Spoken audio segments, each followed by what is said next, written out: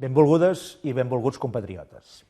Com cada any en aquestes dates vull adreçar-me a tots vosaltres per felicitar-vos les festes i desitjar-vos que aquest 2016, que és a punt de començar, sigui un bon any per a tots i cadascú de vosaltres, a poder ser millor que l'any que ara acomiadem. Aquestes dates són de celebració i de festa, però no tothom pot gaudir-les amb la mateixa intensitat. Em refereixo a les famílies que han patit la pèrdua d'un ésser estimat, les persones que tenen malalties greus, les que fa temps que no troben feina, les que se senten soles, les que han hagut de sortir dels seus països fugint de la violència, la persecució i la guerra i que busquen una esperança en un món millor. Per a totes aquestes persones, el meu record ben especial i el desig que puguin retrobar la pau o el somriure que potser ara troben a faltar. L'any que estem a punt de tancar ha estat un any de canvis a tots els nivells. A nivell econòmic ens trobem en un escenari objectivament millor. Hi ha més activitat, més moviment i més feina. El país és atractiu per invertir-hi i per generar projectes. Exportem més que mai. Hem guanyat prestigi turístic i comercial i som reconeguts per la nostra excel·lència en recerca i universitats i per ser capdavanters en l'aposta per la formació professional. Estem fent, entre tots, bona feina. La creació dinàmica d'ocupació i que aquesta sigui de major qualitat és el camí més sòlid per recuperar els nivells de benestar que Catalunya necessita i mereix per la seva capacitat de generar progrés i recursos.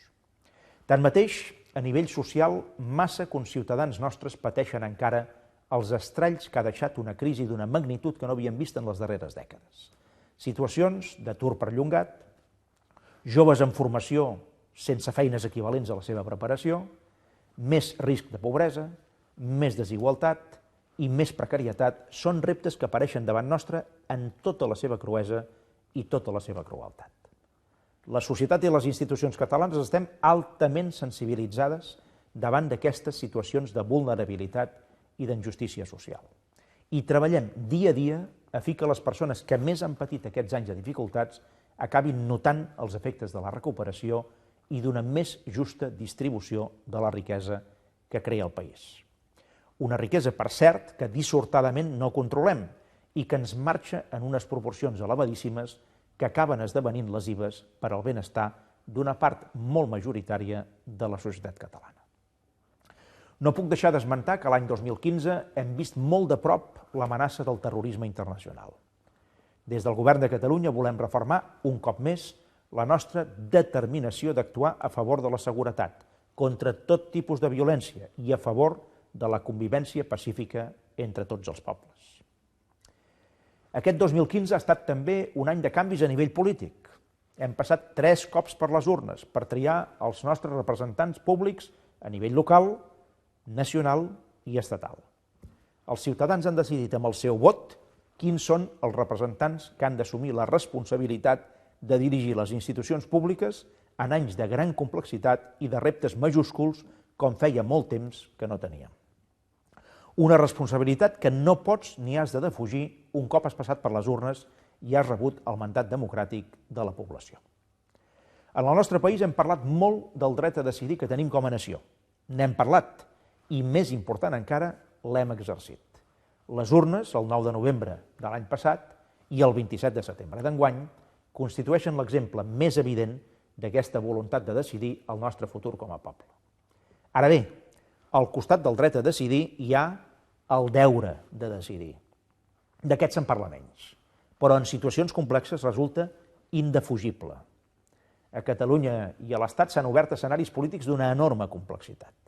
Escenaris que obliguen a dialogar, a negociar i a pactar, és a dir, a decidir. A decidir entre idees, persones i partits molt diferents. Que no sigui fàcil no ens allibera a cap de nosaltres del nostre deure de decidir. Com a president de Catalunya tinc molt present el dret a decidir del nostre poble, fonament de la nostra sobirania, però també tinc molt present el deure de decidir dels nostres representants polítics. A Catalunya, després de 3 mesos d'intenses negociacions, seguim pendents de la formació del nou govern.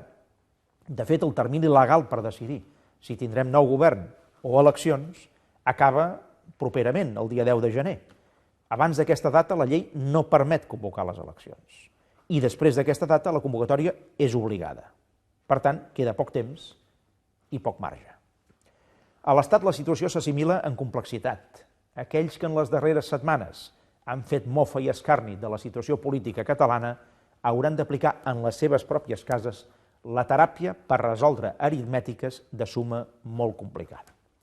Tanmateix, de la mateixa manera que expresso el desig que a Catalunya es trobi en els pocs dies que queden la manera de tenir un nou govern i una estabilitat que permeti fer bona feina i complir els mandats rebuts a les urnes, el mateix desig l'expresso respecte de l'estat espanyol i de la situació política generada després de les recents eleccions a Corts.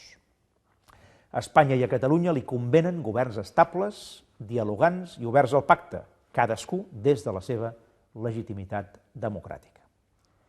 Catalunya té clar que vol decidir el seu futur. Tots som necessaris per a fer-ho possible.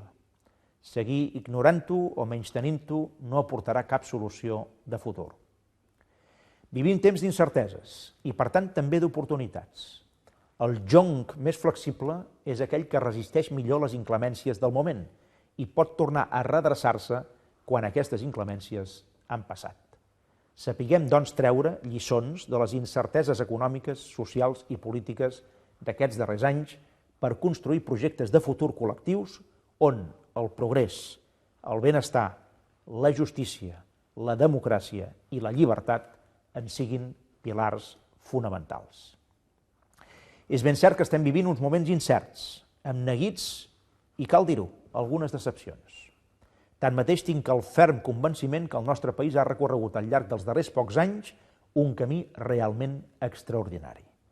Projecte nacional i projecte social s'han donat la mà i caminen junts en la voluntat i la il·lusió de fer de Catalunya un gran país. És a dir, un bon país per a tota la seva gent.